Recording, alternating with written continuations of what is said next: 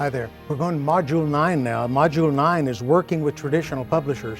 I really wish that I could just pick you up and carry you to a traditional publisher's office and just walk with you from workstation to workstation to see how many people operate and work in a traditional publishing company. Some of them that I work with have 125 or 150 people working there, and they all have very specific jobs that are integral to getting a book published and getting a book marketed and sold.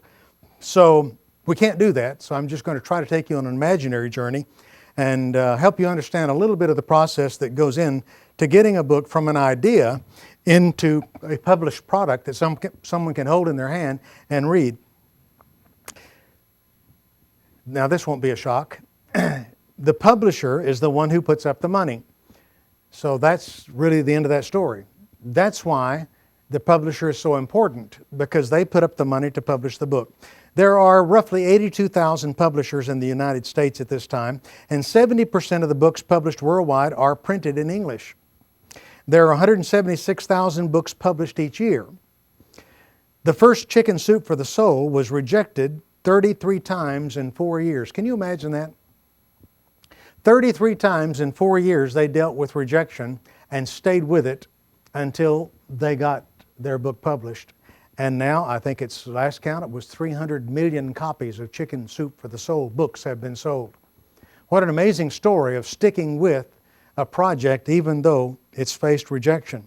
Now, understand that when they were rejected, it didn't mean that sometimes when you get a rejection, you get feedback, and that you apply that feedback. So 33 times they could have gotten helpful feedback which made their product better. What was actually published may not have been what they started with. So when you get rejection, get as much feedback as you can, because it may not be that your material is bad. It may be that it just needs something. And every time you get a rejection, you get the opportunity to get some feedback, helpful feedback, which will help you in the next presentation. The traditional publishing option, we call it. What if I write a book for a traditional publisher to publish? Well, the larger Christian publishers will receive 1,500 or more manuscripts, query letters, and book proposals each year, and they will publish 30 to 50 books. So let's take a look at big Christian publisher number one. They have a lady sitting down. She might even be a part-time phone lady answering the phone. She may be the one that answers the phones when they ring. But she is the acquisitions editor, and she is sitting down there with this pile of material, 1,500 to 2,000 manuscripts a day. And you know, they don't work 7 days a week, they work 5 days a week. So imagine how many manuscripts, query letters, book proposals come to her desk every day. And she's supposed to read them and make a determination about them. Literally, and they would tell you this. They don't like telling you this, but they understand, and they would tell you that they get about 30 seconds to look at your manuscript or your book proposal or your query letter.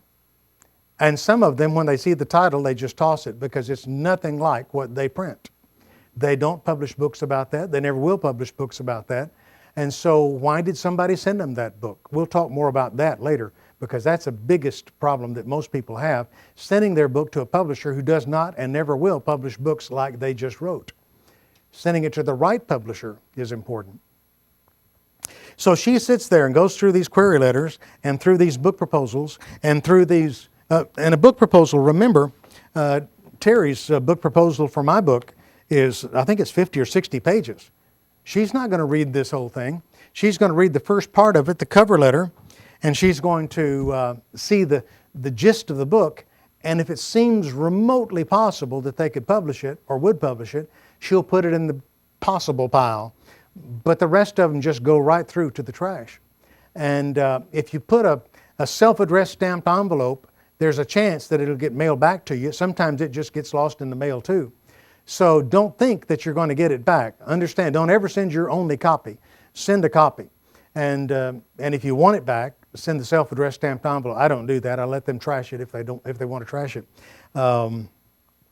But understand that out of those 1,500 to 2,000 manuscripts, query letters, and book proposals they get every year, they're going to publish 30 to 50 books. Now, Major publishers initially screen out 90 to 100 unsolicited manuscripts or proposals they receive. Of those they do get through, only 2 or 3 are finally published. Of the books they publish, listen carefully, publishers expect 1 out of 10 to make a good seller and 1 out of 100 to become a bestseller. And understand this too, that the average big traditional publisher has writers already that they've published books for. And so those writers, if they've written successful books, you can imagine that they're going to have first opportunity to be published because the company's already invested money in their earlier books. They've already promoted them earlier, and they have helped make them the person they are. One of the best statements I ever received was from an editor at Time Warner Books who I knew when he was in high school. And when I was talking to him about what they did, he told me this, and I really wish I could sit down with every publisher and share it with him. He said, Eddie, here at Time Warner, we don't sell books. We build authors. He said, our idea is if we can get you booked on The Tonight Show, if we can get you booked on Larry King, the books will sell. We're about building authors, not selling books. We focus on building the authors. And that's an important thing because most publishers obviously focus on selling books. And the authors are kind of a secondary issue. What is a best-selling Christian book? Well, the CBA bestsellers are determined by register sales, and they are reported in publications like Christian Marketplace, Christian Retailing, which I showed you earlier, I'll show you again, the Christian Retailing magazine, and the ECBA website. Secular books, ABA, are counted. Similarly, the bestsellers drawn from that list, like the New York Times bestseller list. When a Christian author's book reaches a New York Times bestseller list, it does so without the report of any Christian books sold, Christian book sales. Here's what I'm saying. When you see that Purpose Driven Life is on the New York Times bestseller list as number 2 behind, let's say, Hillary Clinton's life story, when you see that it's number 2, recognize that it's number 2 by secular book sales of this Christian book, that it didn't include at all the Christian bookstore sales. So he may have sold millions of books in Christian bookstores in addition to what he sold there, which means that his book may have been far ahead of Mrs. Clinton's book had they tallied in and totaled in all those Christian book sales.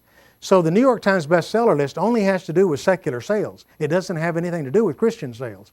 And so when you see a Christian book get on the New York Times bestseller list, understand there is an unseen factor there that's not even represented, and that is how many books were sold in Christian bookstores, in addition to all those. And that's something that few people mention. Generally speaking, publishers today do not entertain unsolicited manuscripts. Instead, they choose from their own stable of writers, some of whom are successful best-selling authors, from properly prepared and presented book proposals in response to query letters. An even published writer must send a book proposal. Let me tell you what I just told you. What I just told you was that a Christian publisher today will tell you, don't send me unsolicited manuscripts. And you need to believe them. That is true. And I'm going to tell you in a minute what isn't true, but that part is true. Don't send them a manuscript. Your manuscript, understand, is your typewritten copy of your book. Do not send it to a publisher. It will go in the trash, I promise you. It not only goes in the trash, but it irritates them and it'll ruin your name with regard to them. You want to protect your reputation with them because that's where your future is if you're a writer. So don't send them your manuscript unsolicited, which means unrequested. If they don't request it, don't send it. They have their own stable of writers. That's true. And some of them are successful best-selling authors. That's true. And sometimes they will select something beyond that group. But when you go to the Christian Writers Market Guide and you go back here and you look under publishers, book publishers, and they will say things they will tell you that they don't take manuscripts. We do not, don't send us any, says query letter. Unsolicited manuscripts will not be returned. Phone and fax e-query, okay. What they're saying there is you can call them and ask them if they're interested in your book. That'd save you a lot of time and money. But on some of these, they tell you that they only take book ideas, whether it's a query letter or a book proposal, from one of the submission companies. There's a couple of submission companies that if you pay them $100, they will put your book into a file, and that's where publishers can find it. And the idea there is that company is kind of a buffer between the writers and the publishers. And the publishers don't have to deal with the writers. They'll deal with the writers, and only the good books will get presented and so forth. Let me just tell you this. I've got a friend who used to be an acquisitions editor for a major publishing company. He said, Eddie, I have never, as an editor, acquisitions editor, I have never taken a book by one of those companies. The only books I've ever taken have been from the writers, from the authors, and or from their agents. So when you see that in there, and they tell you that's the only way we do it, I'm just telling you it's not the only way they do it. It's a convenient thing to say because it saves them from a lot of junk that they would get in the mail. But there is a better way, and I'm going to teach you what that is, and that's important. The publisher receives the right in the contract to determine the final title and cover design. We covered that a long time ago. And the reason is because those things are critical to the marketing of the book, as I said, which will be from $15,000 to $30,000 they will invest in your book. So each year, the traditional model becomes less inviting. This is largely because the advantages of technology. Just as a woman who makes a great pecan pie can set up a website now and sell it worldwide, like a brick and mortar business would, a writer can publish and sell his or her own material and potentially make more money than through a traditional publisher. But the process of working with a publisher, what do you do? Well, number one, as I said, don't send a manuscript. It won't be read. An acquisitions editor, you see that word there? A-C-Q-U-I-S-I-T-I-O-N-S. An acquisitions editor is the one who acquires the new material. An acquisitions editor is typically an editorial assistant, as I said earlier, sometimes a receptionist, who scans the query letters and proposals for items of interest. He or she puts those in, with promise into a pile in one or two stacks, those that are solicited, those that are unsolicited. They spend about 30 seconds to 1 minute reading those things, or reading the cover letter, that is, and examining the contents. Obviously, they don't have time to read 2,000 books a year. So, you remember I told you that one of the things that irritates them the most, and one of the things that is probably the greatest sin that we have as writers, is sending our query letter and our proposal to the wrong publisher. Selecting prospective publishers, know thy publisher. Traditionally, you would check the Christian Writer's Guide, we talked about it, market guide. It's like a trade Bible. And in it, there's a list of everything you want to know about the publishers. All of their names, the types of books they publish, how they want works submitted. Find the section where the books are displayed that most closely relate to your book. Oh, now what I'm doing here is telling you another hidden secret. If you don't have the Christian Writer's Market Guide, and it's inconvenient to get one, go to the Christian bookstore, find the section where your books are. Remember what we did with the covers? We're going to do the same thing this time, except we're going to open them up and find out inside, on the mechanicals page, what's the name of that publisher and what is their address. And we're going to write it on a yellow pad, because all we want to know is the names of the publishing companies that publish books like we've written. If they publish if they publish mostly books on marriage and not on prayer, then I'm not going to send them my book on prayer because it's not going to get anywhere. So I want to know who publishes books on prayer. I'll go back home and I'll look up those. I go to anywho.com, A-N-Y-W-H-O.com, anywho.com, and I'll look up the name of that publisher, and it will give me their phone number, and I will call that publisher and I will say, can you tell me please the name of your acquisitions editor? And they will say something like, our acquisitions editor is Dell Johnson. And I'll write that down. Is that D-E-L-L, like a lady? Yes. Oh, thank you so much. And that's all I want to know. Because when I send my query letter, it's not going to go to Dear Sir. it's going to go to Dear Del. And that's another huge mistake writers make. They send the Dear Sir letter to some poor lady, and she just gets tired of that. When somebody writes Dear Del, and on the outside of the envelope it says Del Johnson, so-and-so publishing company, she can hardly wait to open it up and see what it is. It's personal. She never gets personal stuff. Well, she does from me, and from now on I'm sure she will from you. So I want to send it to her. How did I find out that she was the acquisitions editor? I called them and I asked them. Something else I called them, something else I asked for when I was talking to them is, how can I get a copy of your query letter and book proposal guidelines? You see, every company, every publisher has their own desired way for a query letter and a book proposal to be written. Now they're similar, mostly similar, but they're not exactly the same. And so she'll usually say something, well, I can fax it to you, would that be convenient? And I'll say yes, and I'll give her my fax number and she'll fax it to me. Or she'll email it to me, or she'll say, if you go to our website, you'll find it at the bottom of the page. Just click on that little button and it'll take you to it, and you can print it out at home. And I will do that, so now I can prepare my query letter the way that publishing company wants it, and I'll write it to Dear Del, and my chances of being seen in that 30-second option there that she's got, my chances are much better because I'm sending her the kind of thing that I know they publish. I'm sending it to her personally, and by doing that, and by doing it in the form that she likes and prefers and requests, I'm already way ahead of the game, because the person that didn't send it to her personally and didn't write it the way she likes for it to be written has said to her, I really don't care much about your publishing company, but I hope you care a lot about my book. And the bottom line is that's not the way it works. If you show them how much you care about their publishing company, it helps them take an interest in your book. So, I think we finished that page. Write your query letter.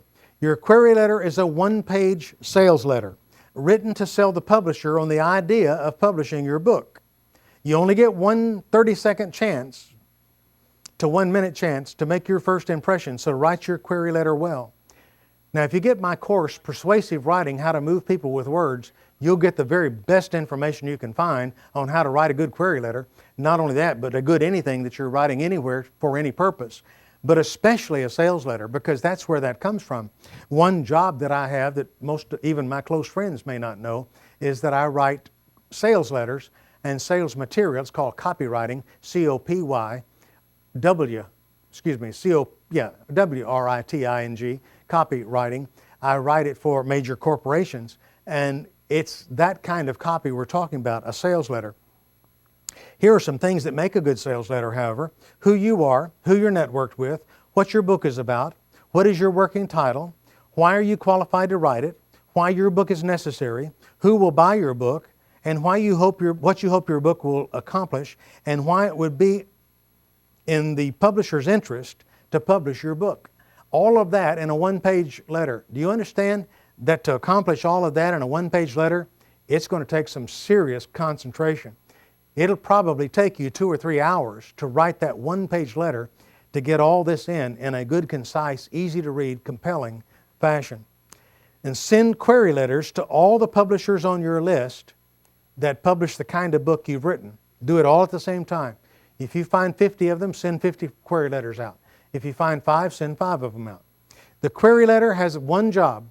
The job of the query letter is to sell them on letting you send them a book proposal. So the query letter is a request to the publisher. Would you please let me send you a book proposal? But it's written in the form that we just talked about. Once you get a yes, we would like to see your proposal. We're interested in what you've told us about.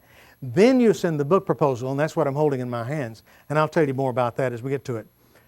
But the query letter's job, again, is a one-page letter, not more than that. A one-page letter asking the publisher permission to send the book proposal. We're nowhere close to a manuscript yet. In fact, I'm not going to write the manuscript until I get to the end of this thing.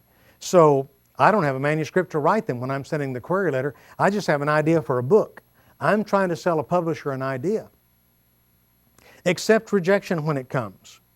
Frederick Forsyth, The Day of the Jackal, was rejected 19 times. I told you about Chicken Soup for the Soul. My wife Alice's book, Beyond the Veil, was rejected 14 times. We self-published it and sold so many copies, self-published, that the publishers wanted it now. And so now they pay big dollars for it, and now they've sold to maybe 250,000 people. So self-publishing is not a bad way to go. Several of our books, I think 4 or 5 of our books, began as self-published books. We self-published them, made what we could make on them, and then sold them to a major publisher, and they started selling them, and we began to earn more. Okay, so you understand the query letter. The query letter is a sales letter. It's the first thing you send to the publisher. The second thing you send is by request only. If they request it, you send a book proposal. Create a book proposal for each publisher who requests one. Underline that, who requests one, according to his or her specific guidelines. Generally speaking, a book proposal consists of a cover letter, much like your query letter, by the way, a cover letter, an expandable table of contents. You remember the table of contents I taught you to write in your book, where you write the chapter title and then you write a paragraph telling what's in the chapter? That's what I'm talking about. An expanded table of contents. In this case, you can write more than just a sentence or two. You can write a paragraph or 2 or 3. A one-page biographical sketch. I don't mean a whole page of type. I just mean a one sheet of paper with a biographical sketch. And it doesn't have to be very great. It just has to show them who you are and why you're qualified to write the book that you're suggesting. It's not a complete resume. It's not an all-about-me piece. It's not where did you graduate from high school. Just simply things that would qualify me to write the book and would aid in the marketing of it. Send 1 or 2 chapters of your book, usually the first 2 chapters, to convince them that you're capable of writing. Send all of those pages in a flat 9 by 12 white envelope. Do not ask or expect it in return. I just send it to them, let them have it. And I put it in a 9 by 12 envelope, an envelope this big. It all fits in there. I don't want to fold anything. I want to make this really easy for them. Address it personally to the acquisitions editor. Mail it and wait for a response, usually 8 to 12 weeks. That's awful, I know, but that's true. Enclose a self-addressed stamped letter-size envelope for ease in their responding. Also include your email address in the cover letter. If you do not hear back from the publisher by then, they weren't interested.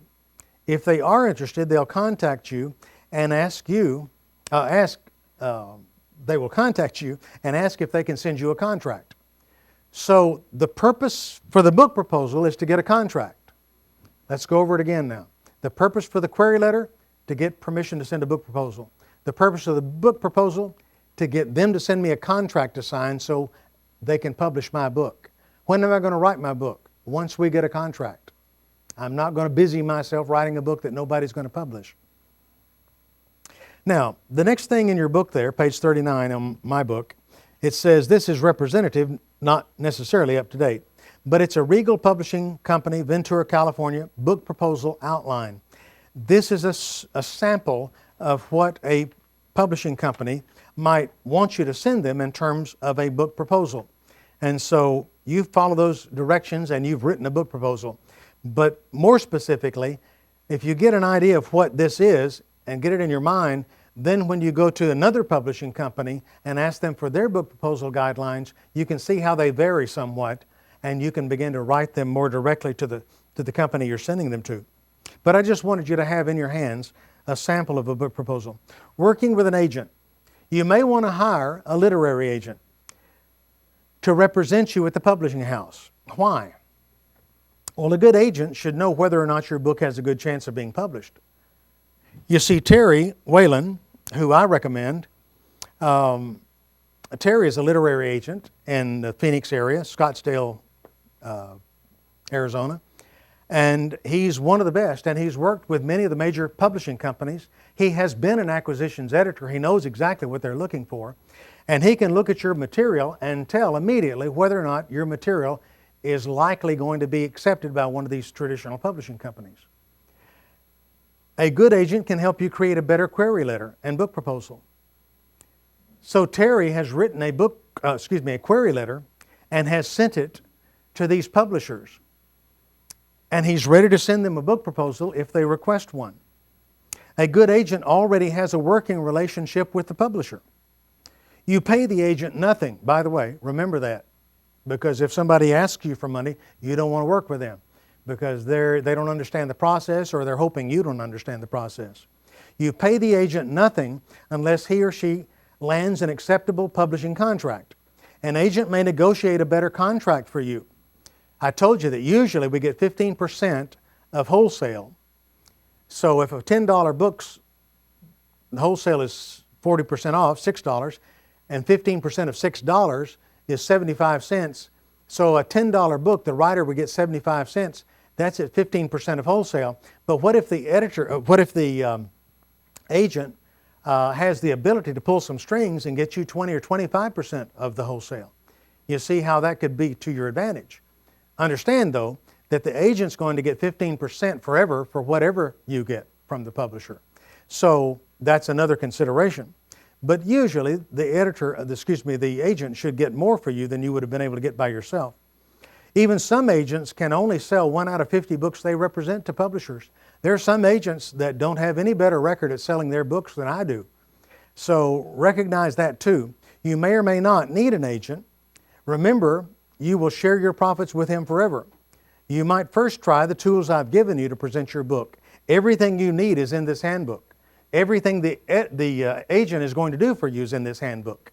And Terry would be the first to tell you. In fact, I've had him co-teach some of my classes, and he tells them, you don't need one of these agencies, and you don't need an agent. I'm certainly here to help you if you want me to help you, but don't feel like that I'm a requirement.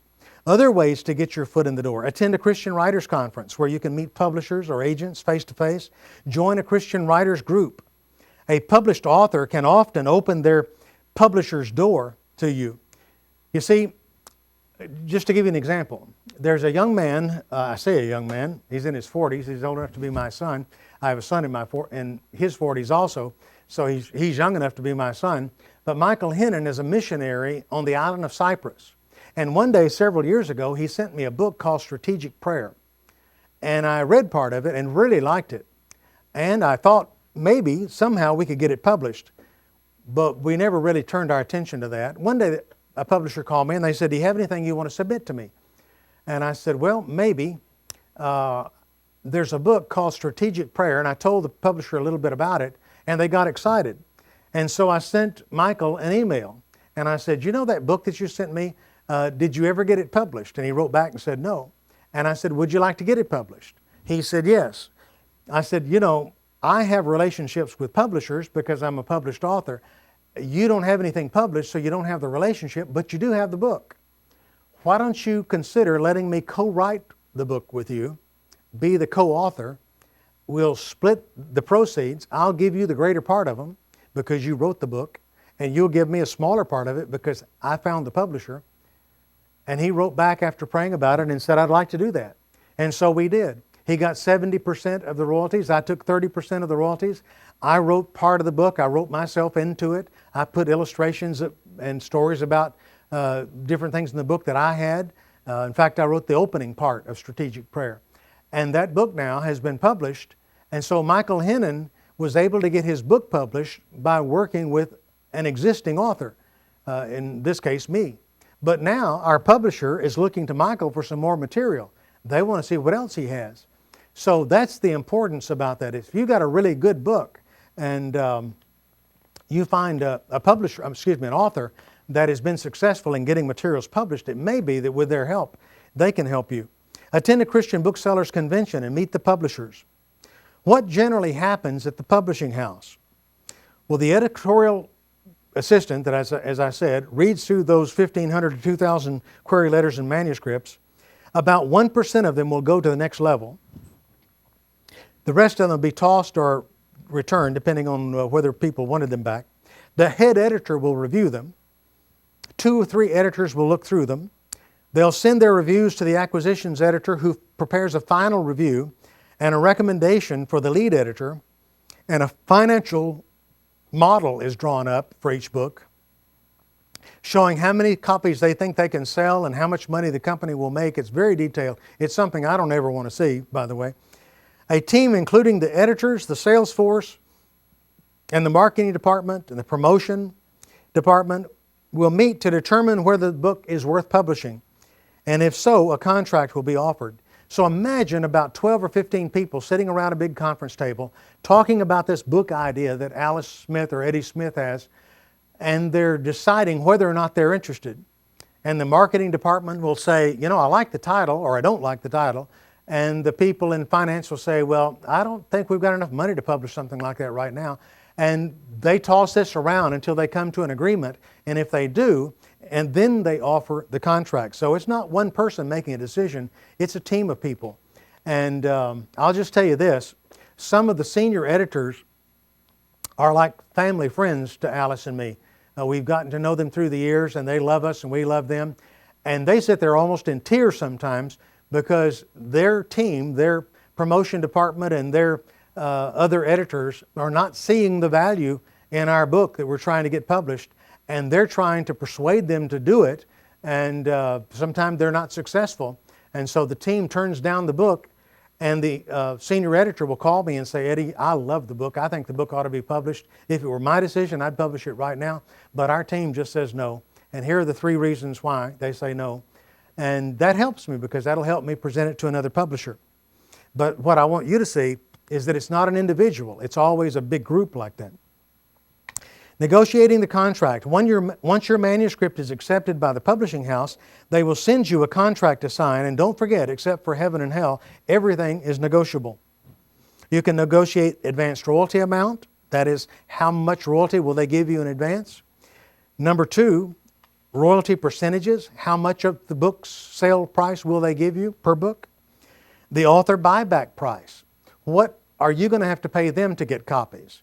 You see, when I buy a dozen copies of my book or 100 copies of my book, I have to pay them for it. Well, I get a 65, right now I get a 65% discount, and you ought to get at least a 65% discount, which means if this were a $10, it isn't, but if it were a $10 book, I'd get to buy it for $3.50. And when I sell it for $10, then our Christian ministry, or if it were my personal income, I don't take the income from it, but if it were my personal income, I'd get $6.50 of the profit from my selling the book. When it's sold in a bookstore, I would get 15% of wholesale, which is 75 cents. We're back to that again. So that's how those operate. Now, a bidding war is the best hope of an author. A bidding war is when 2 publishers want your book. Last year, or year before last, it was year before last, I had an idea for a book, and I sent it to 2 major publishers, and we got into a bidding war. And it was the most wonderful thing that you can imagine. 2 publishers wanting my book, and it's not even written yet. Back then, it wasn't even written yet. And they would bid, and one day I'd be talking to one of them, and he'd say, okay, well, I understand what they're going to give you. If they're going to give you that much, I'll give you this much, and I'll give you this too. I'll throw in this. And so I'd call the other one and say, okay, here's where we are. He's doing this, and he's going to throw in this. And they'd say, well, if he's going to do that, then I'll do this. And finally, we got down to the end of the bidding war, and I realized they're offering me a lot of money for my book. They're offering me some amazing benefits. I really feel like I've got to make some kind of decision. I don't think it's going to go any higher.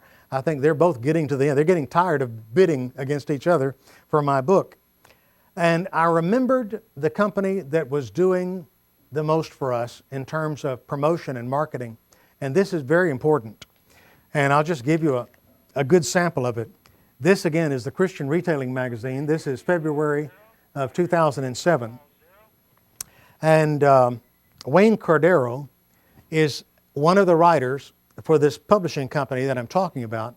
And if you'll notice, they put a front page huge article about his book. That's what they thought of their writer. Here's another 3 writers, 3 books from the same company. This shows what they will spend to publish a book and to get it sold. But look at this. Here's a spread of books. Here are 2 by Dutch Sheets, Alice Smith's book, Alice Smith's book, my book, my book, my book, Tommy Tenney's book, and T.D. Jakes' book. When a publisher will spend that kind of money to help make my book successful, I feel a commitment to the publisher. And so that's how I made my decision. I understood they were both good publishers, both good people, but this one just frankly did more to help my books be successful. And so, and understand that some companies would publish your book, advertise your book like that. Look at that little picture. Whoever is going to be able to figure out what that is. So that's the difference. Or put it on a place with 16 other books and you can't find one from the other. So loyalty is a big part of this. As you begin to develop these relationships, you want to protect that loyalty. Now I'm going to try to answer right here. In fact, I'm going to jump some pages as I do, and you can read these on your own time, at your own speed. But I want to just explain to you how an author like me makes money from a book that a traditional publisher publishes. There are several ways. The first way is the advanced royalties. Advanced royalties means this. We don't know how many books we're going to be able to sell because we don't know whether your book is going to sell or not, frankly. But we're going to risk the fact that if we give you $5,000 or $10,000 or $20,000 or whatever the advanced royalty is, in Christian circles, I don't think many of us get the $5 million, $6 million, and $8 million the Clintons get in advanced royalties. But we get in the thousands typically, at least those at my level of writing. That's money that they give you. You literally get a check. You get a check for half of the advanced royalties when you sign the contract and turn it in, and the other half of the advanced royalties when you send them the manuscript. So that means you've got to write the book now, and when you send the manuscript in, you get the other half. So if it's $5,000 advanced royalties, which is a typical beginning author's position, is $5,000 advanced royalties. I know some that get $1,000 or $3,000, but $5,000 is fair, and it's the least that I think you should settle for. If you don't get that, they're just simply saying, we don't think we can make any money with your book. And if they think that, you can pretty well bet on the fact that you can't make any money with your book either. So accept the fact that $5,000 would be a good starting place for a first-time author of a reasonable book. $2,500 check with the contract. You sign the contract, you get $2,500 check. $2,500 when you send them the manuscript. Now here's the point. You now, according to the books, owe them $5,000 because no books have been sold yet. You with me? Well, what happens if they don't ever sell any books? Well, with the companies that I've worked with so far, and I would hope you would find the same kind of company, if they don't ever sell any books, I still keep the $5,000. I still keep the advanced royalties. So understand, if they don't sell any books and the book doesn't do well, I don't have to pay them back. That was money that they risked giving to me, and they got my book. That's part of the deal. So when Alice and I get advanced royalties, we go ahead and put that in our retirement portfolio, and we save that and do what we need to with it because we're not going to have to pay it back even if they don't ever sell any books. But as they begin to sell the books, the royalty that the book makes goes into that account. And at some point, hopefully, that royalty will exceed $5,000. It will exceed the advanced royalties I got, and now it's in the positive. When it gets into the positive, then we get a check every 6 months. January to June, July to December. We get a check midsummer and midwinter. We get a check for royalties for that book, and that's addition to the advanced royalties. They've already made that back. Now they're sending us the additional royalty money. So we get money from royalties on our books. They usually start out at 15% of wholesale, and they typically go up in your contract. If you look at them, if you sell 15 to 20,000 copies of your book, it'll go up to 17% of wholesale. And if you sell 25 to 50,000 copies of your book, it goes up to 20% of wholesale. So there is an incremental growing from the 15 on up to 22 and 23%. And I suppose higher. I've never gotten there, but I suppose that's true. So that's how we make money in one way, and that is with our advanced royalties. So that's pretty well spelled out in here, and I think you'll be able to understand that way. The second way we make money is when we sell the book ourselves.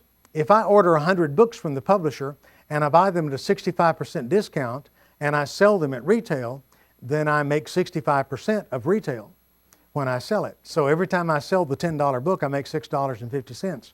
As I say, Alice and I send that to our ministry income because we live on a salary and we don't use that book money. But the buyback price and selling the books ourselves is another way that we make money. Distributors and wholesalers and retailers reserve the right to return books. This kind of gets scary. If the publisher were to sell a bunch of books to Walmart or to Barnes & Noble and they didn't sell them, they have the right to return them and to get all their money back, which means the royalties that were in our account suddenly get sapped out because the books were returned. And so that can happen, and you need to be prepared for that. Also, what happens when you have somebody like Benny Hinn? Alice and I have had Benny Hinn and Morris Cerullo and James Robison and other television evangelists present our books on the air. And when somebody like Benny Hinn buys 10,000 or 20,000 of your books, I'm sure you would think, you see him on TV and he's recommending this book and so forth. You'd think, boy, Eddie and Alice are making a ton of money here. But the truth is just the opposite, because what happens is the publisher considers someone like Mr. Hinn or somebody like Mr. Cerullo or James Robison. They see him as a marketing instrument, and they will give them the books at just about printing cost. So they'll get those books, those $15 books, for like $2, and there is no royalty. It was given away. So the question then is, people ask me, are you happy then if Benny Hinn gives away 20,000 copies of your book? Doesn't that hurt you, and wouldn't you be upset about that? And the answer is no. There are 6.5 billion people on the planet. Only 20,000 got my book from him. And by the way, they paid $25 a piece for my $15 book because that's the way he sold them, because he was getting support for his ministry. Well, I don't mind him getting support for his ministry. He preaches the gospel. That's what I'm about. So I don't mind him getting support for his ministry. I was on his TV show for 30 minutes. Imagine what that would cost me if I bought a 30-minute infomercial. And the show was seen all over the world. So you see, I'm not really worried about the fact that I'm not going to get royalties on those books, but I do want you to see the advantage of him getting them and us being on his program, because people do order the books. And by the way, when the show goes off the air and the husband looks over to the wife and say, what was that book by Alice Smith? Was it Beyond the Veil or something? I wonder if she's on the internet. And they'll go to internet and they'll look up her, and our bookstore will show up and they'll buy the book from our bookstore, or they'll go to Amazon.com and buy the book. So there are many, many books that are sold after a TV show like that that aren't even sold to the evangelist. So it's great public relations and great advertising. So as I say, we have our buyback prices. Then we make a living.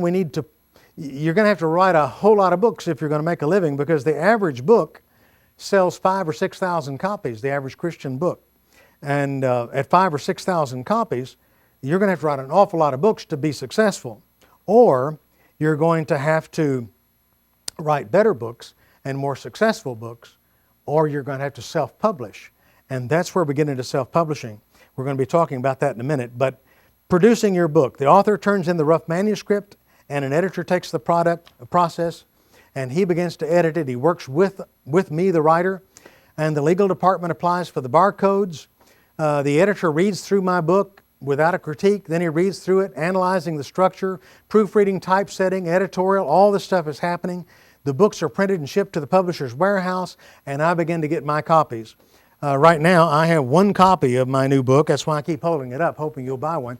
I have one copy of it because it came in the mail right before I left home. They will send out some sample copies, and I bet by today, probably in my office, they've already received, we probably ordered 500 of them. They probably received them today and are starting to mail them out to people who've pre-ordered them. And oh yes, pre-sell your books. You want to sell them 3 to 6 months ahead of time so that you have a lot to sell when the book comes out. How a traditional publisher sells and markets books. Well, they do it through Christian bookstore chains, through mom and pop bookstores, secular bookstore chains like Walmart, and Barnes & Noble, special ministries like Benny Hinn and Morris Cerullo and James Robinson, bulk sales, special sales, book clubs. These publishers have lots of ways to sell books that I don't have. Most publishers today use an outside sales company to contact independent bookstores and sit down with them. You know, something that's odd, I'll just close this module with this thought. In big stores like Barnes & Noble, some of those stores, and I don't know about them specifically, but I do know that in bookstores like them, when they don't sell a book, they have to get rid of it. Here's the bottom line.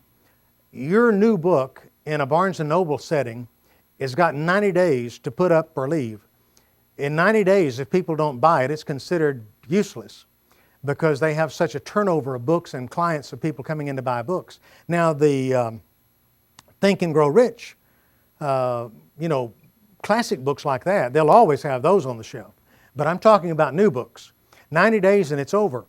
And here's the point. What did we say a book costs to print? Some of those books, if you get 10,000 books printed, you can get them for 80 cents. So those printers, those publishers spend less than $1 to get those books printed many times. And when you think about it, to mail that book back to the publisher wouldn't do Barnes & Noble any good. They just have to waste money. They didn't make any money on it in the first place. They couldn't sell it. They don't want to spend it. Well, the publisher doesn't want to pay the postage to come back. If you paid the postage on it, having it in the warehouse, probably it's not in good shape anyway. It's been handled on the rack. And it comes back and they paid 70 or 80 cents, well, $1.17 if they send one book. They pay more than the book cost to get it sent back. So who's going to pay for that? And the answer is nobody. What they'll do at the Barnes & Noble, and this hurts me to think, but they rip off the front cover, they throw the books away, they package up the front covers in a manila envelope, send them back to the publisher, and get credit for those books. So you want your book to do well in the first 90 days. And here's the way it works. When a publisher produces those 30 to 50 books a year, they put money into getting those books in the market. They buy ad space.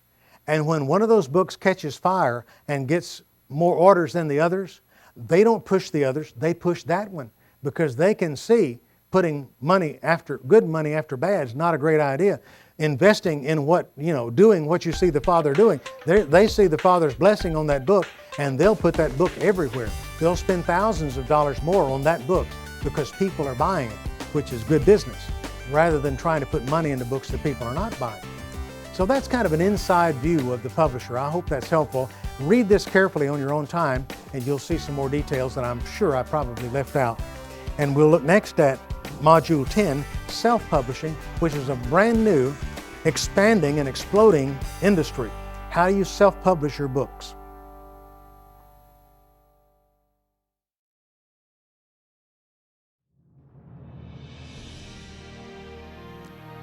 Hi there, welcome to Module 10, Self-Publishing and Exploding Industry. And boy, that is an understatement. What are some advantages of self-publishing? We've talked about if a publisher publishes it and how you will make money in that regard. But what about self-publishing? Well, you can avoid some time-consuming presentations to traditional publishers. I've explained to you that sometimes it can take 8 to 12 weeks to hear back from a publisher, and if the answer is no, that's a long time wasted in that sense. So you can escape some of that by self-publishing.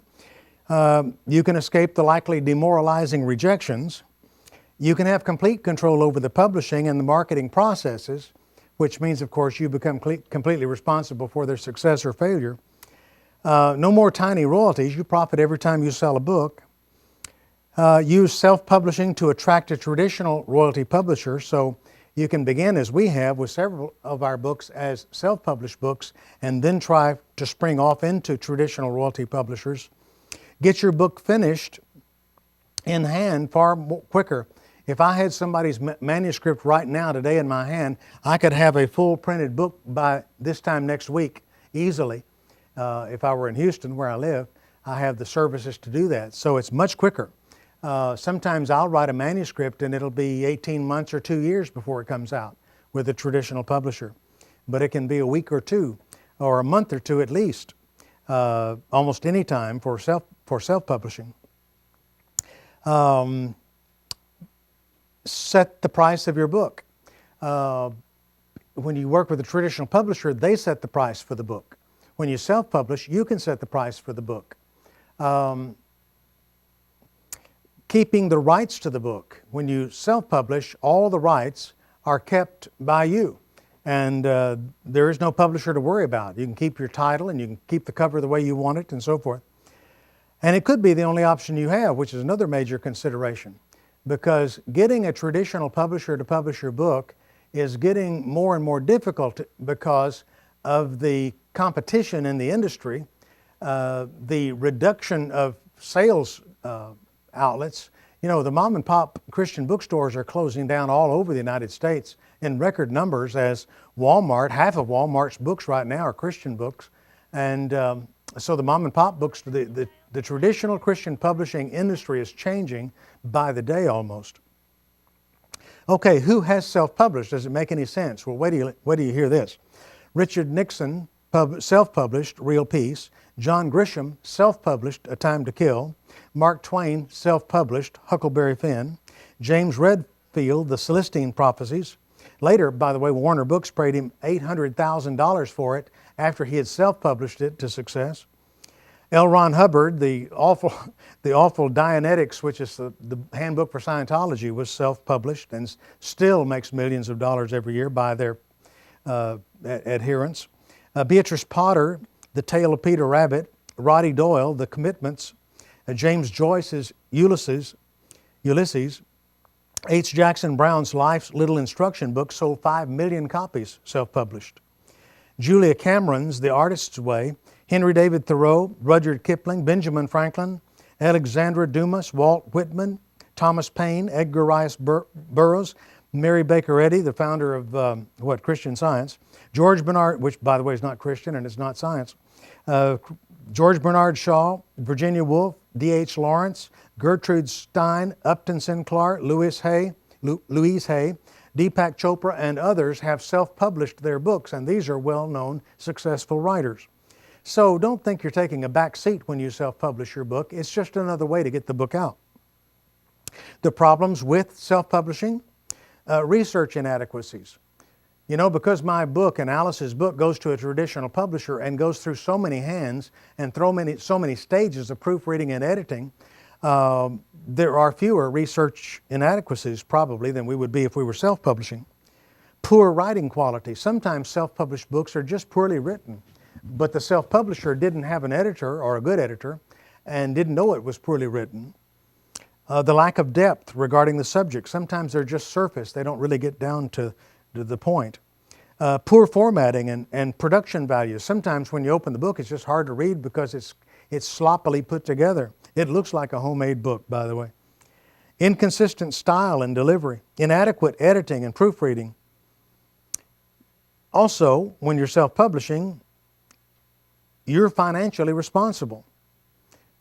But understand, when you're self-publishing, the books can be published for $200 or less. You can get started. You'll need to create a publisher's name. The more unusual, the better chance that it's not taken. So if you pick a name for your publishing company that's unusual, there's a good chance it's not going to be already taken by some other publisher. But you also will have to have software. Today, it's become quite easy because you can actually produce your book entirely with Microsoft Word and using a PDF package to print it out. And by the way, with the data bonus CD that I gave you with this series that you've bought, on the data CD, you'll find a free PDF program that you can load into your computer and print your own portable digital files, which is an ebook. You can print those yourself. More professional programs include PageMaker, which I'm very familiar with, Quark Express, and Serif Page Plus, which is cheaper. The reasons for these software suggestions is to allow you to see the pages as they're going to appear and to manipulate them a little better.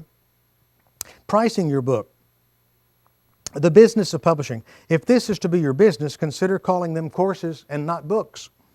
People pay $9 to $15 for a book. They pay $37 to $997 for a course. I took a course the other day that cost me almost $1,500. When it was finished, I realized it could have been in one book for $15, but it cost me $1,500 because he didn't offer it in a book. He only offered it in a course. Consider calling them lessons and not chapters. It's the same material, it's simply laid out differently. Think in terms of value and not cost. People pay for value. They buy value.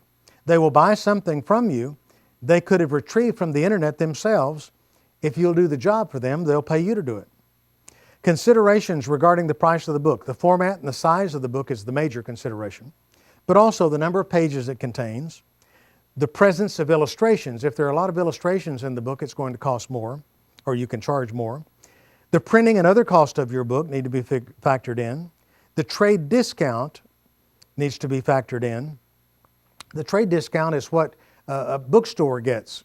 So if you've got a $2 book and it costs you $1.50 to make it, you're selling it for $2, a Christian bookstore can't buy your book and sell it because there's no profit built in for them. So you have to build in that trade discount, your profit margin. The price of competitive books. When you look at books like yours, what are they getting? How many hours did it take you to write the book? What did you price per hour? You know, if it takes you 100 hours to write your book and you're going to sell it for a certain price, how many books would you have to sell to make back the money that you should have earned in those 100 hours of work? So these are some considerations for pricing. And when you're self-publishing, you can price the book however you want to price the book. How I've raised money for publications. I have pre-sold the book. I mentioned that to you in the last module, I believe. I literally put together a card that says, please send me blank copies of Eddie and Alice's next book. I understand I will be billed $13 per copy plus $4 shipping and handling and $2 for each additional book. And many times we will have 500 or 600 books sold before the book ever comes out. And I have my secretaries take that card when it comes in, process it. They take the card, they put it, they type out the label, they put the label on an envelope, they put the invoice in the envelope, and they set the envelopes aside. And when the books come in, which by the way has been this week for this book, my office has been taking these books and sticking them in envelopes that are already made up. They've been made up for weeks, and sending them out in the mail. And when you don't have the money, what you can do is you can send them out, and within 2 weeks you'll have 90% of the money back that cost, and before your credit card comes due, you can pay off the printer for printing the books. Develop your material into a seminar and teach it. I have a friend that is a close friend of mine, and he and I kind of hang out from time to time. And one day we were going to Campus Crusade in Orlando, Florida from Houston. We were on the plane together, and his wife had recently left him. And so he was a newly divorced Christian man. And in fact, to this point, has never remarried. But as we were going to Orlando, I began to talk to him about his experience of being a divorced father. He got full custody of his son and what it was like to be a divorced dad. And as I asked him questions, I was writing. He didn't know what I was writing. But when we finished and got to Orlando, I tore it out of my yellow pad and I gave it to him. And he said, "What's this?" I said, "It's the complete blueprint for your book and your seminar." He said, "What do you mean?" And I said, "Take this blueprint, begin to promote a seminar at your church or any other place. If you have 6 men come to it, that's fine. Teach those 6 men this material and tape record what you're teaching. Do that about 3 times and tape record it, and take that, have it transcribed each time, and begin to edit it into a book format. And this blueprint for your course will be, or for your seminar, will end up being the blueprint for your book, and the result of your teaching will be the text of your book, and you will have a published book and a seminar that is available on cassette or on DVDs or CDs, and you will have a ministry that you can share with other men." Well, he never did that because he didn't have the vision I had, but that was my vision. Let me give you another kind of a wacky idea. I kind of think outside the box, I'm afraid, in lots of ways, and sometimes that's good, sometimes it's pretty lousy, but I told you early on in this course about the pastor's wife who wrote 3 years of lessons for ladies ministry. And when she came to me, she was trying to get me to tell her who is a publisher that will publish my 3 years of women's teaching. And I told her, I said, "Don't do that. Don't give this to a publisher." She said, "Well, I want to get it out." I said, "Well, now that's a good idea.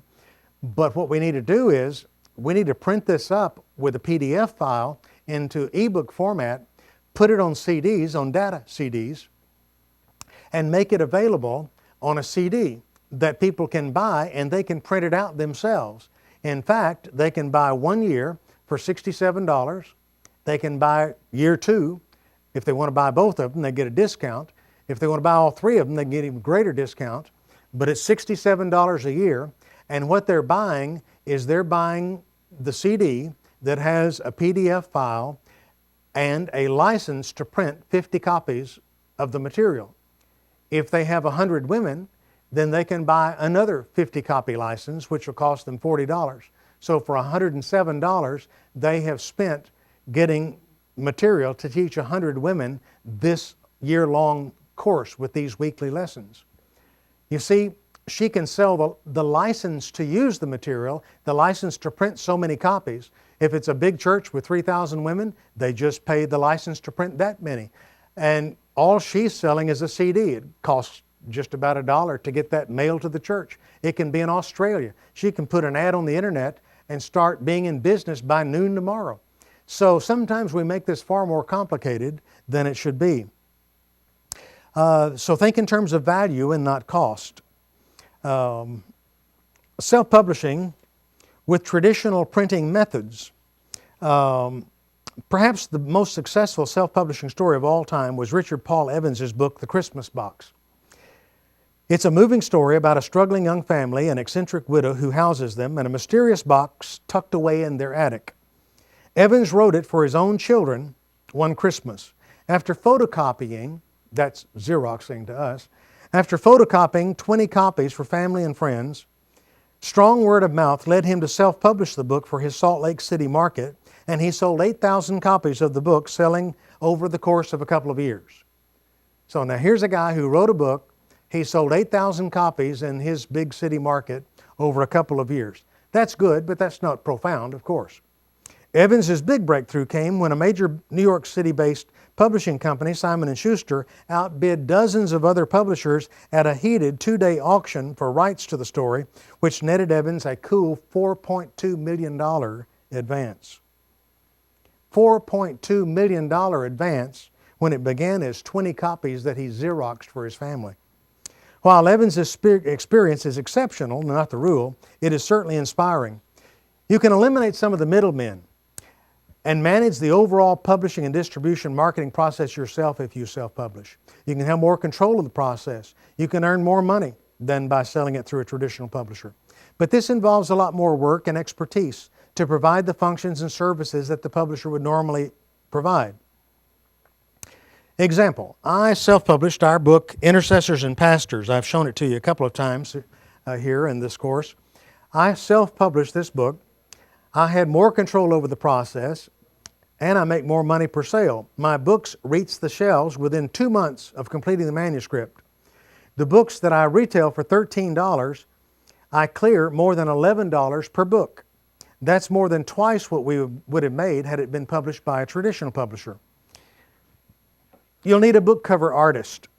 You'll need chapter titles, subtitles, call-outs, text and font size. These are considerations. Now, we've talked about these in earlier chapters, but page numbers and the headers and footers, the editing and the proofreading, content editing, grammar. You can find, by the way, editors and proofreaders at elance.com.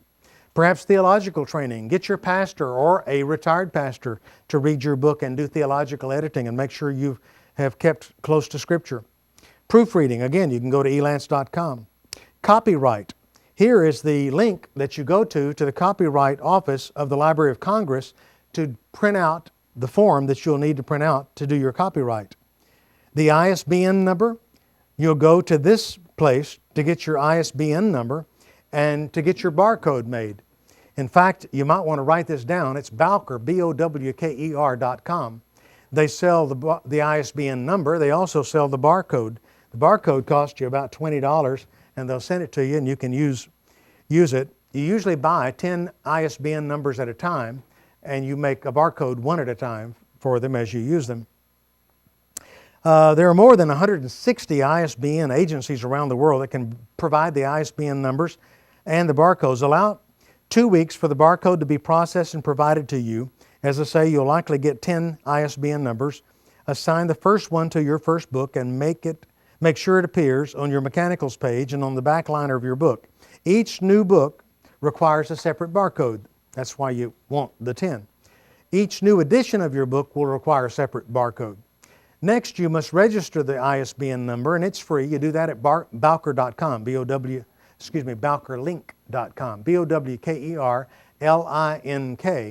BOWKERLINK, bowkerlink.com. And it's there in your handbook. I'm looking at it, and mine's just like yours, remember. Be prepared to update your account as necessary. If you move, be sure you change your address there, because that's telling people in bookstores all over the world, around the world, where to buy your book when people walk in and want to buy it. The info needed to register your book: you need a name and address, of course, other contact information, your book's ISBN number, the date of publication, the retail price, the binding format, hardback, paperback, spiral, saddle stitch, DVD, and even CDs, or unbound in a folder even. The title and subtitle, the name and address of the publisher, may be in this case you, the name and address of the distributor, may in this case be you as well, the imprint, if different than the publisher's name, the BIC classification, that's the place that tells them where to put it in the bookstore, the readership level, marked for appropriate boxes, the name of the author, the name of the contributors if it's a collection, the size of the book, the height and width of the book, the number of pages in the book, the volumes if it's part of a set of books, illustrations, the number of them, and whether they're color or black and white, and the edition, large print, second edition, and whatever, and the series if it's part of a series. All of that is needed to get that ISBN number form filled out. And then, as I told you earlier, the CIP number is largely used for public libraries. Most of us that produce Christian books don't worry with a CIP number, but if you want it, there's where you get it from the government. You fill it out, send it in. Printing, don't settle for anything less than a 4-color cover. Search the internet for book printers. This is the way I received a copy for these books. I went to booksjustbooks.com. You'll see it right there, booksjustbooks.com. And it's really easy to get a good printing price from them. They've got a little form there you fill out. You type in there how many copies you want. A full color cover, yes. 50-pound paper, fine. No graphics. I want 3,000 copies. And you press a button and it comes out and they'll say, we'll do it for $1.67, which is what happened with me in one of my books. Now, I didn't let them do it because I would also have to add shipping to that to get it from wherever they are. I don't know where it is, but it would be several $100 shipping. But I went to a good publisher that publishes books in my city, and I negotiated with them till I got them down. You know, I just told them, I can get it for $1.67. Do you want to match the price or not? And I negotiated them down to $1.67, and then I signed the contract with them, and then I said, and I also want it delivered to my office when you finish it. So they delivered it to my office in Houston at no charge. So I saved money by doing it that way. But by going first to the internet, I was able to get a good comparable price, so I could prove that the price I was trying to get was reasonable. So make sure you're talking to a book printing company. Ask them to show you some books they printed. Get them to give you some copies of books they printed. Based on my firsthand experience, the traditional model becomes less of an option each year. That is the self-publishing traditional model. First of all, the marketplace is changing. People's buying patterns are changing. Mom and pop Christian bookstores are going out of business in record numbers. It was once that if a book sold 3,000 to 5,000 copies, it would pay for itself and begin to profit the publisher. But now it takes 5,000 to 8,000 copies just to break even. Big publishers are surviving on profits from mega sellers, not average book sales. And the industry keeps falling behind the typical current day business models of other industries. This revolutionary new self-publishing model called digital publishing, which I want to talk to you about, it is the wave of the future. A downside with the self-publishing model would be the editing, the proofreading. We've talked about that, the layout, design. You've got to work all that out. But self-publishing can run several $1,000s for the first one if you're doing it in the traditional way. But in the publishing on demand way, you can do it for pennies on the dollar. So I want you to understand that we still haven't gotten down to my recommendation. Imagine if you could self-publish a book with no out-of-pocket money. That's what I intend to show you. And by the way, yes, I have done it. But before I get there, let me tell you to avoid vanity publishers. A vanity publisher lures authors into paying large amounts of money to have their books published. They offer to do all the work for you, but then they add an inordinate amount of profit to what it costs them. And typically you'll spend as much as $16,000, 2/3 of what is profit to them. And vanity publishers give the publishing industry a bad name. Avoid a publisher who praises your book and says they'll publish it if you'll pay a substantial amount of money. Beware of a publisher who takes all the rights to your book to publish it. Avoid a publisher who asks you to pay a substantial fee and gives you only a few books. Avoid a publisher who asks you to pay for the printing but only gives you royalty on books sold. Remember, if a publisher is asking you for money, you're the one that's running the risk, which means you're actually the publisher in a sense. Now, I'm going to skip reading this letter. You can read it, but this letter is not to an author that sent their book to Minerva Publishing Company, which is another vanity publisher, but it's a letter from one editor to another editor in the company, or so they say. You see, what they do is he sends an editor, he is an editor, and he sends a letter to another editor in the company, and says, this book is amazing, this is wonderful, we really ought to publish this for this gentleman. I've not seen a better book on this subject anywhere, anytime, any place. And it gives the author a copy of the letter in the mail. And when you see that, your heart begins to pound, because you've got the editor of a major publishing company recommending to another editor that the book be published. And that's their way of getting you excited about it. But as I told you, what happens is you get excited about it. They spend your money. They provide you with 60 boxes of books. Understand, you've got to pay for the shipping. And shipping can be outrageously expensive. When your books arrive at your house, where are you going to store them? You can't store them in your garage because they have to be air-conditioned storage. I have spent as much as $500 a month just to store books, to keep them in an air-conditioned storage area.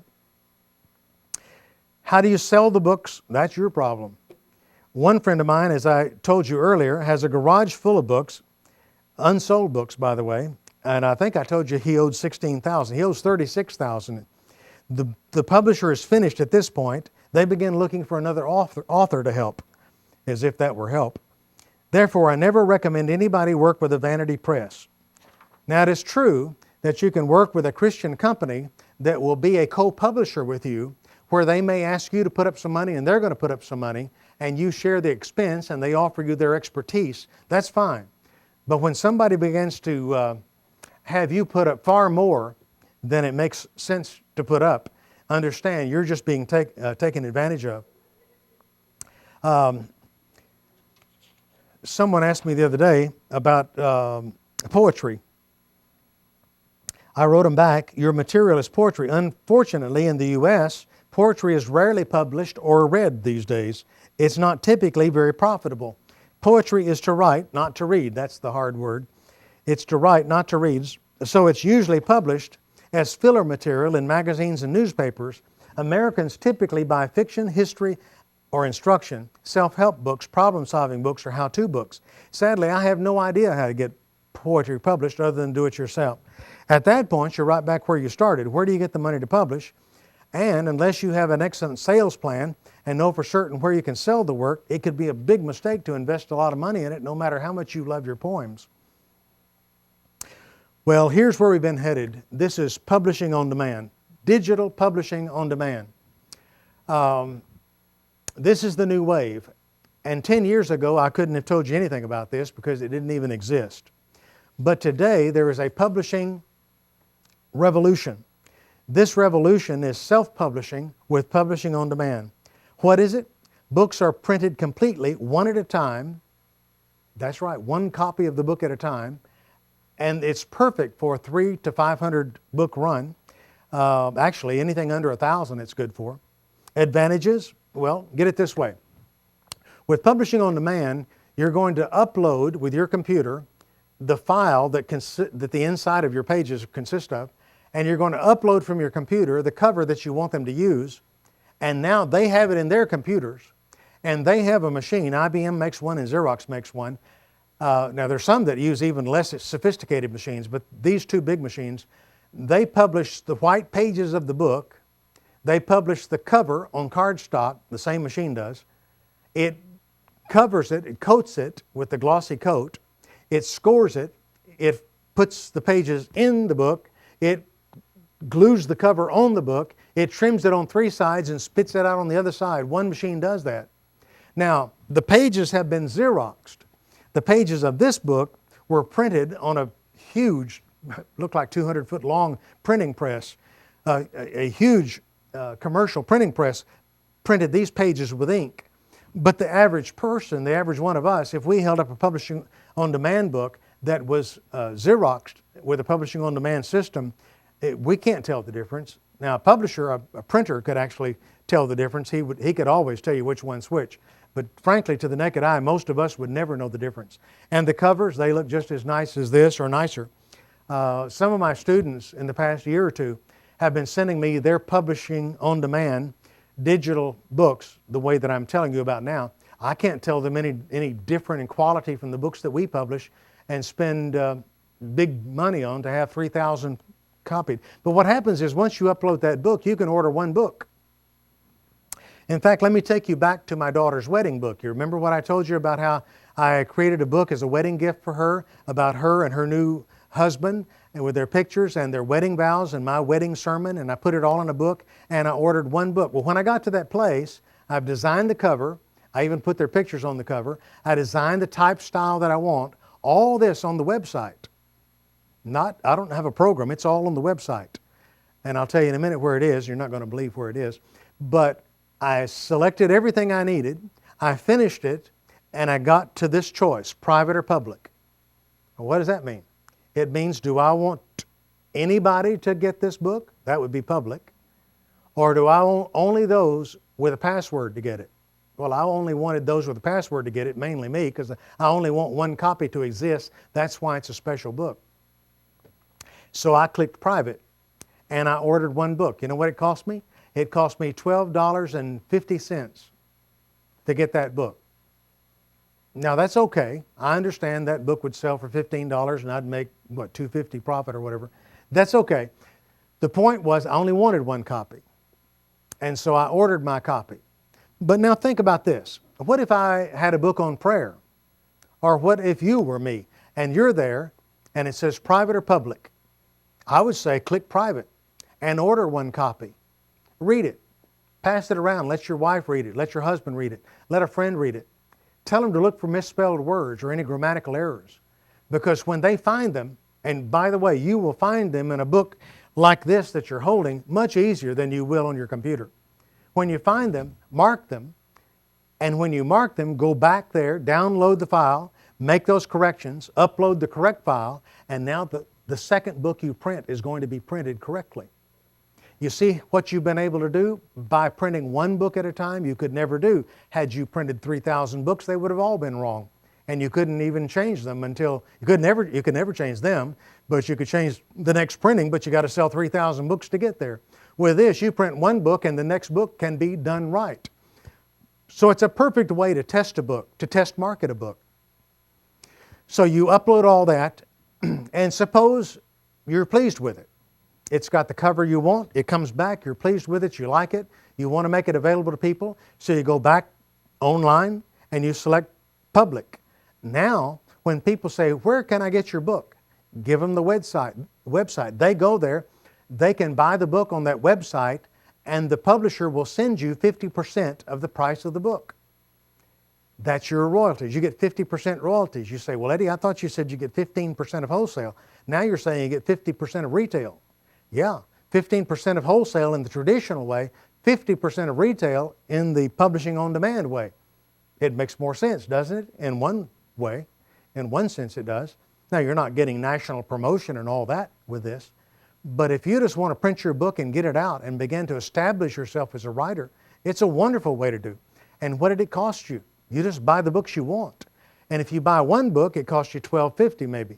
If you buy 10 books, you might get those for $10.50. If you buy 50 books, you might get those for $8.50. If you buy 500 books, you might get them for $4.50. So the more books you buy from them, the cheaper you get them, and what you get between the price you paid and the price you sell them for is the profit that you pocket. So that's the advantage of this. Now what I've done is I've put some companies down there that you can check out. The first one is Lulu, and that's the one that I did my daughter's wedding book with, Lulu.com. I know it's a dumb name, but it's quite an impressive little company. Next is Xulon. Xulon has a Christian owner. And then Author House. These are some that I particularly like. Lightning Source is another one. Rosetta Machine is another one. And upublish.com is another one. Upublish.com I'm not really in favor of, but I wanted to put it there because it's another one. So these are ways that you can get your books published quickly, in a professional manner, little money expended, little financial risk on your part, and you can see the advantages right off, I'm sure. What about a publicist? People ask me sometimes. Well, a publicist is a person who gets you publicity. They help you get on a radio or talk show, a TV show, and so forth. I gave you Don Otis. I give you his contact information there. I recommend him as a publicist. But I have to tell you that being on the radio and being on a television interview is not necessarily an important consideration. I have been on drive time radio shows on the biggest Christian radio stations in Los Angeles at 5 in the afternoon on Thursday or Friday when people are listening to you on their car radio on the way home. And we might sell 3 or 4 books in our office after that interview. I mean, it was a great interview. I had fun. We had people calling in and asking me questions about the book and all that. But a lot of people would think that if you could get on in a major market and have a 30-minute interview about your book, you're going to sell a ton of books. Well, that just isn't true. But it is helpful, and it does begin to add up. And so we continue. Alice and I do radio shows almost every week where we're being interviewed about our books, and they're fun. I love doing them in my underwear. You know, I'm sitting at home in my undershorts and got my telephone, and I'm talking to people on the radio in Minneapolis, and I live in Houston. So that's the fun of it, but the truth is it's not a cure-all, so I don't want you to think that it is. A few words about ebooks. An ebook is an electronic book. If you write the book, you lay out the pages you want to in Microsoft Word, and then you print them in a PDF format. And remember, I've given you that software on the data disk that I've given you as a bonus, that PDF program. Just load it into your computer, and by the way, what will happen is where you normally will see your printers when you click print, and you'll have the printer, name of the printer there, you'll see the PDF printer there. When you click on it and click print, it will now print your book, but it won't print it on paper out of your printer. It will print it into an electronic file, and it'll ask where you want to save it. I suggest the desktop to begin with. Save it to your desktop, and now you have one file, a PDF file, and it is actually, literally, all that an ebook is. Now, I want to tell you that there are some ebook software that you can buy, and you can buy them, and they've got little tricks and things that can happen with them, but they really, in some ways, they're more trouble than they're worth. Some people have difficulty with them. Different computers have difficulty with them. Most of the bells and whistles you wouldn't use anyway. The best people, writers in the world, I'm talking about important writers, those that make a living, whose names you would recognize. Stephen King, whose names you can recognize, but you kind of wish you didn't. Stephen King, who's an amazing horror novelist, I understand. His ebook is going to be a PDF file, just like yours is. They would never consider an ebook using anything other than a PDF file. So a PDF file is an ebook. If you go to prayerbookstore.com, that's my analysis bookstore online, and you look under the ebook section, you'll be able to see what an ebook looks like. There's even some covers that you see there, but understand that cover is just it's a picture of what a book would be like with that topic if it were really a hard copy book. But there is no hard copy book, it's just an electronic file. So the ebook enables you to put your book out in an electronic form. People can buy it and they can print it out and read it at home, or they can read it on the screen, or they can read it with an ebook reader. I didn't bring my ebook reader, but I've got a Sony ebook reader that will hold, I think, 200 books. And it's just about this big, and it'll hold 200 books. And when you open it up, it looks like a book, it feels like a book, it reads like a book, the pages turn like a book. but they turn electronically. There's no real page. It's a screen that looks like pages turning. And so this is a whole new way to buy books and sell books. Even Amazon.com has their own ebook reader. I think it's called the Kindle. And you can buy their reader and download books into it and read them electronically. So the system is changing. The world system is changing. An ebook obviously costs you no money. An ebook you can sell online. There are online companies that you can put, and by the way, I think Lulu will do that as well. You can put your ebook in their company and people can buy it there. Now, the regular book you might sell for $15, the ebook you might sell for $7. But as I told you, I've paid $197 for an ebook before because it had information that I couldn't get anywhere else. And so what you charge for your ebooks is what the market will allow. The ebook, unlike the traditional book, can be more than a product. It can become a viral marketing machine. Because it's an ebook and it's on your computer, when you run across these hyperlinks and you click on them, it can take you to another product that you're selling.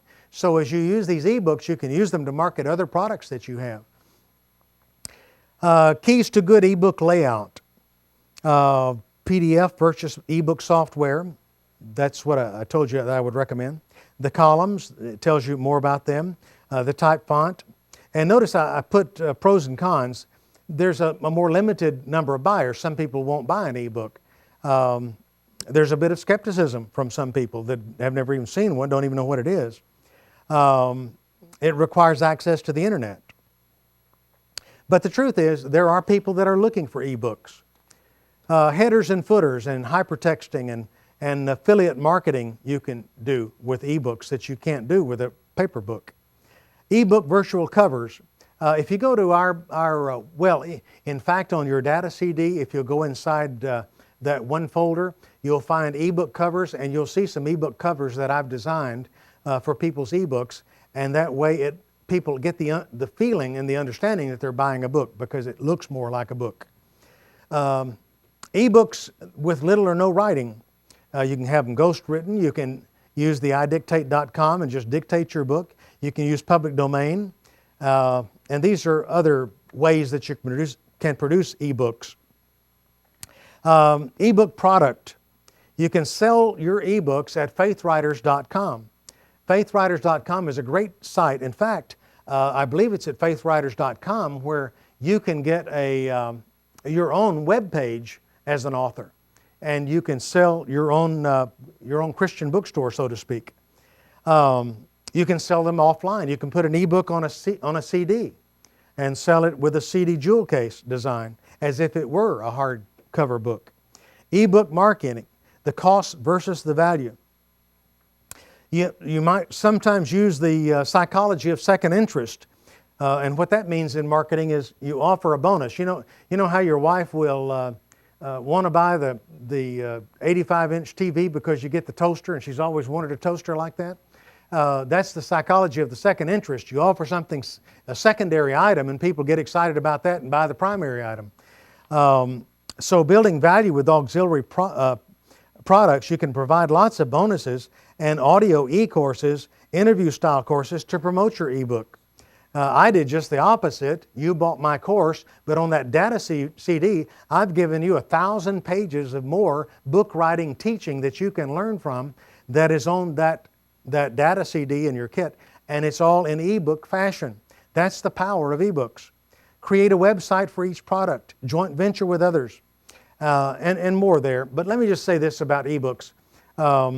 It's one of the funniest things I've seen. And we're going to talk about that in our next module, Module 11. And that is, I have a friend, his name is Joe. He used to be living in a van in Houston, Texas. He literally lived in his car, and he learned how to write a book. In fact, he taught me how to write my first books. And at the time, he was living in his van, had almost no money. Today, he lives in a mansion. He collects unusual, expensive cars. I'm talking about $200,000 cars. And he is an internationally known author. I don't want to tell you too much about him because I'm not proud about some of the things he's doing. But I'm telling you, he is successful as a writer, perhaps the most successful writer I personally know. But he has done some things that are a little bit questionable, like when he was selling his ebooks, and one of his marketing programs said, we only have 47 copies of this ebook left. Well, now if you're concentrating, you understand the humor behind that. He wasn't trying to be humorous. He was trying to sell the book and trying to tell people that if you don't get one of these 47 copies, you're going to miss it. Well, an ebook is nothing but an electronic file. There's no such thing as only 47 copies left. You can say, I'm only going to allow 47 more copies to be made, but the truth is they can sell for the next 10,000 years because it's only a file that people download. So that's the beauty of an ebook. So you've learned now about publishing on demand and how you can get those hard copy books and not be exposed financially with the thousands of dollars in vanity publishing. And you've learned about the ebooks. Now we're going to talk about promoting and marketing your book. And this is not going to take long, so fasten your seatbelt and be back with me for Market Module number 11.